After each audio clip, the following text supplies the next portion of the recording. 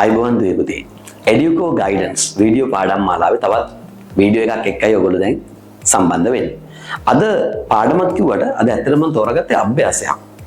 මේක තරමක් විනෝදයෙන් කරන්න පුළුවන්. මොකද අපිට පුංචි කාලේ කරා වගේ අර මේ යා කරන්න තියෙන්නේ. මැච් කරන්න තියෙන්නේ. හරි. එහෙමනම් අපි අද තියෙන වර්ක්ෂීට් එකට යමු. වර්ක්ෂීට් එක ඔයාලා ගාව ඇති. බලන්න වර්ක්ෂීට් එක මොකක්ද කියලා. දුවේ පුතේ අද වර්ක්ෂීට් එක තමයි simple past tense වල 7 වෙනි වර්ක්ෂීට් එක. හරි. මේක තියෙනවා නේද හැමෝම ගාව. right. හරි. එහෙමනම් වර්ක්ෂීට් එක ඔයගොල්ලෝ ගාව ඇති. අපි බලමු ප්‍රශ්නය. නම එහෙම ලියා ගන්න. මමගේ නම ලියා ගන්න.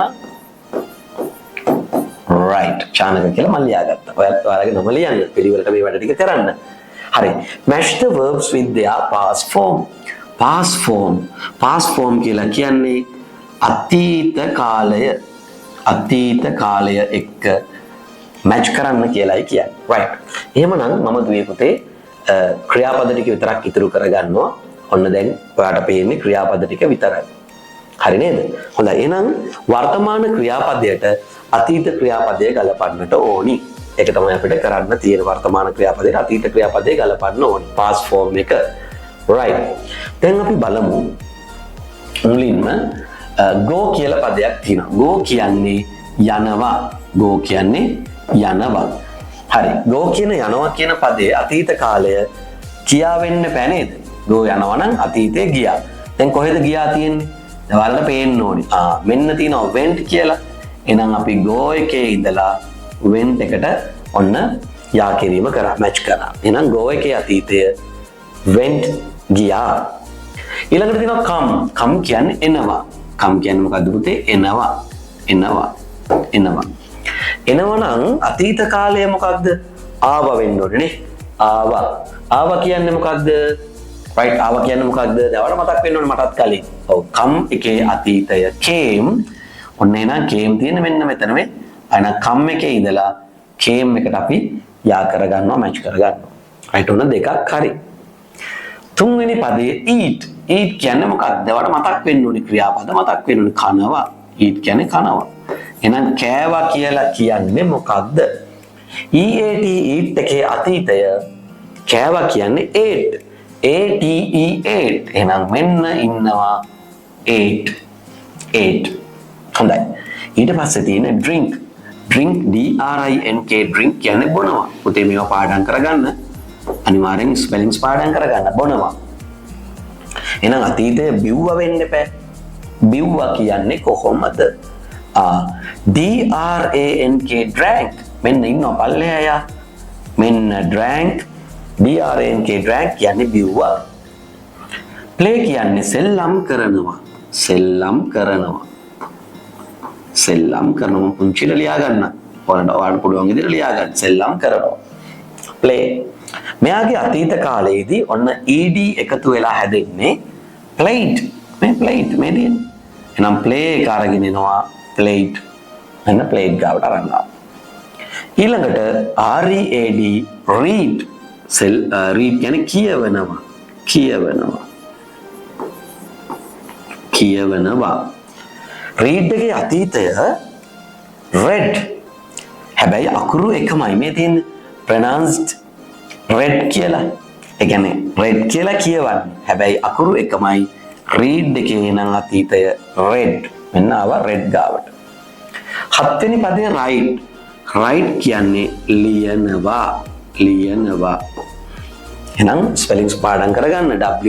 write write කියන්නේ ලියනවා. මෙයාගේ අතීත කාලය wrote බලන්න හම්බුණාද? මේ ඉන්නේ main. right. එහෙනම් මෙතන ඉඳලා road ගාවට අපි අරගෙන wrote. හොඳයි. ඊට පස්සේ sing කියන්නේ ගයනවා. සින්දු කියනවනේ. ගීත ගායනා කරනවා. sing එකේ past tense එක මොකක්ද? sang main. එහෙනම් sing එකේ අපිට කෙලින්ම යන්න පුළුවන් sang එකට. dance නටනවා. dance. නටුවා කියන්නේ මේකට ed එකතු වෙලා danced මේ තියෙන්නේ danced dance මේ තියෙන්නේ. එහෙනම් dance කියන එක මෙතනට එනවා. හරි. 10 වෙනි පදය run කියන්නේ දුවනවා. දුවනවා. හරි. run එකේ past tense එක මොකද්ද? දැන් මම උත්තරේ කියන්න කලින් පුතාලට මතක් වෙන්න ඕනේ. worksheet එක දිහා බලද්දි. run එකේ past එක ran. ran. දිව්වා. walk කියන්නේ ඇවිදිනවා. ඇවිදිනවා. හරි. එහෙනම් walk එකේ අතීත කාලය මොකද්ද? walk ඇවිද්දා. WALKED මේ තියෙන්නේ. walk ඇවිද්දා. jump කියන්නේ මොකද්ද? කියන්න උත්තර දෙන්න. පනිනවා. ඔයගොල්ලෝ මනසින් සහ කටින් කියන්න. මම අහනකොට කියන්න. එතකොට මේක අනිවාර්යෙන් හොඳ ඉගෙනීමක්. හොඳ පුහුණුවක්. right? මට වීඩියෝ එක ප්ලේ වෙනකොට ඇහෙන්න නැති වෙන්න පුළුවන්. නමුත් කමක් නැහැ. ඔයාලා කියන්න. right. දුවේ පුතේ jump කියලා කියන්නේ පනිනවා. එහෙනම් පැන්නා කියන්නේ මොකක්ද? jump. JUMPED jump මේ තියෙන්නේ. නැත්නම් එනවා jump පැන්නා. ඊළඟට swim කියන්නේ පීනනවා. එන අතීතයේ පීනුවා වෙන්න ඕනේනේ. පීනුවා කියන්නේ කොහොමද? ස්පෙලිංස් මොනවද? swam swam කියලා කියන්නේ පීනුවා. swam. දැන් ටික ඉරි ගොඩක් තියෙන නිසා පටලව ගන්න එපා. හොඳ අවබෝධයෙන් අවධානයෙන් කරන්න. මෙතනදී මට අවශ්‍ය වෙන්නේ මගේ දුවල පුතාලා විශේෂයෙන්ම වචනවල අකුරු ටික පාඩම් කරගන්න එක. ඒ වගේම වචන හඳුනා ගන්න එක. වර්තමාන කාලය මොකක්ද? ඒකේ අතීත කාලය මොකක්ද? මේ හඳුනා ගැනීම තමයි මට අවශ්‍ය වෙන්නේ. talk කියන්නේ කතා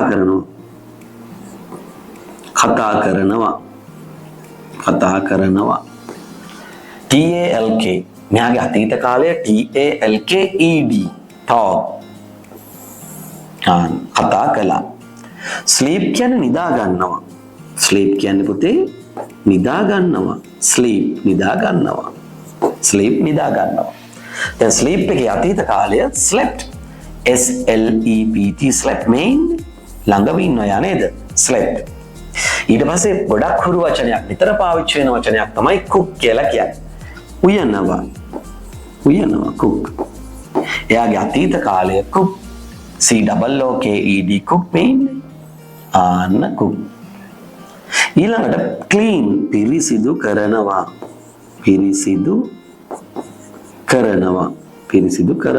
clean. එයාට ED වැටිලා තමයි අතීතයේ හැදෙන්නේ clean. CLEANED clean මේ ඉන්නේ මෙතන. එහෙනම් ටිකක් උඩට යන්න තියෙනවා. මෙන්න ගියා clean. අන්න හරි. study කියලා කියන්නේ පාඩම් කරනවා.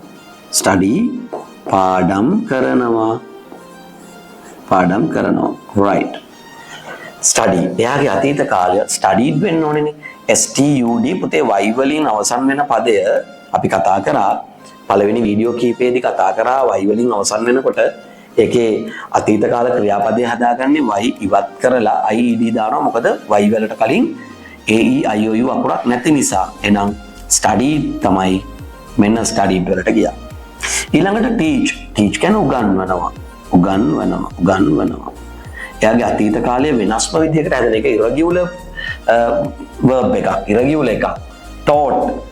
මේ උඩ ඉන්නේ මේ taught. එහෙනම් මෙතන ඉඳලා අරගෙන යමු අපි TAUGHT taught ඉගෙනුවා. watch කියන්නේ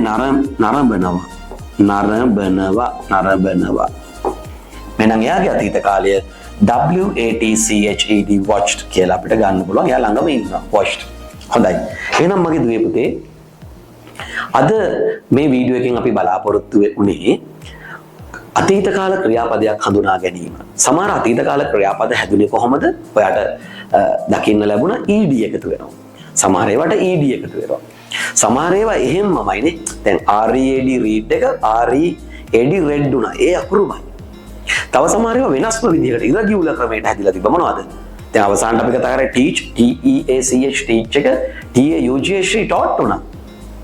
ගොඩක් ඒවා හැදිලා තිබ්බේ ED වැටිලා. එතකොට මේ ඒ වගේම තමයි y අකුරෙන් අවසන් වෙන ඒවාට ED වැටෙන අවස්ථා තියෙනවා. ඒ වගේම y අකුර ඉවත් කරලා IED වැටෙන අවස්ථා තියෙනවා. ඒවත් අපිට මෙතනදී හම්බ වුණා. එහෙනම් අද වීඩියෝ එකෙන් අපි බලාපොරොත්තු වෙන්නේ අතීත කාල ක්‍රියාපදයක් හඳුනා ගැනීම. කොයිද හරි දැක්කොත් ඔයාලට තේරෙන්න ඕනේ මේක අතීත කාල ක්‍රියාපදයක් කියලා. එතකොට ඒකේ වර්තමානය දුන්නත් නැගත් ඔයාලට අතීත කාලය හඳුනා ගැනීම සඳහා අවබෝධයක් ලබා දීම තමයි අද වීඩියෝ එකේ අපේ අරමුණ. හොඳයි එහෙනම් මේ වීඩියෝ එක නැවත බලන්න. විශේෂයෙන්ම මෙතන දැන් ක්‍රියාපද 20 20 40ක් තිබ්බ වර්තමාන කාල 20යි අතීත කාල 20යි 40ක් තියෙනවා. මගේ දුවල පුතාලා මේ වීඩියෝ එක නැවත නැවත බලන්න. නැවත නැවත බලන ගමන් මේ ක්‍රියාපදවල අකුරු ඒ කියන්නේ ස්පෙලිංස් හොඳටම පාඩම් කරගන්න. හරි. එහෙනම් ඉදිරියේදී තවත් පාඩමක් එක්ක තවත් අලුත් වීඩියෝ එකකින් මුණ ගැහෙමු.